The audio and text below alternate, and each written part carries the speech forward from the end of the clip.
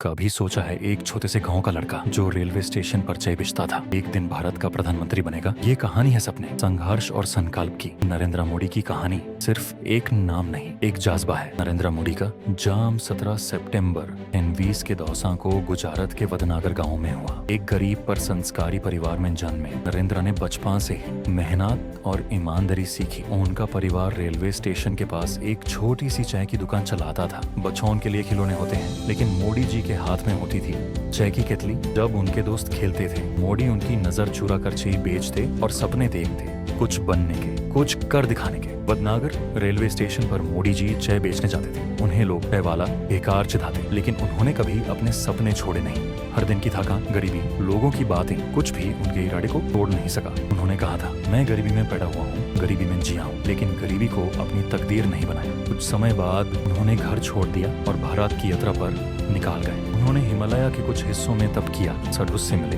और अपने अंदर के नरेंद्र मोदी को ढूंढा। ये दौरा उनके विचार और नेतृत्व को रूप देने लगा। अपने स्पिरिचुअल फेज के बाद नरेंद्र मोदी ने राष्ट्रीय स्वयंसेवक संघ RSS ज्वाइन किया। वहीं उन्होंने संगठन, डिसिप्लिन और सेवा का अर्थ समझा। RSS के माध्यम से उनका रुझान पॉलिटिक्स की तरफ हुआ।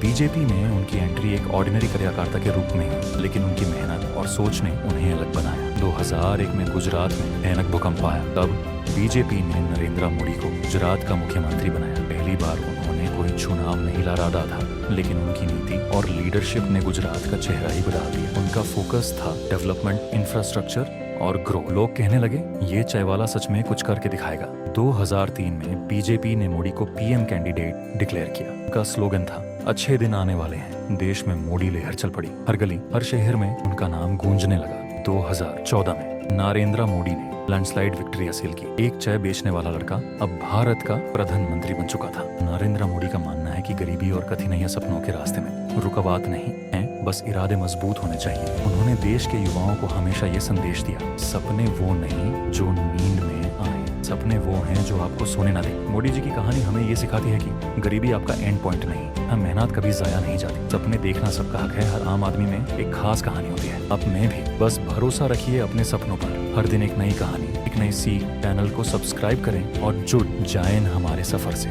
Follow Echo of Success in T for more such powerful stories.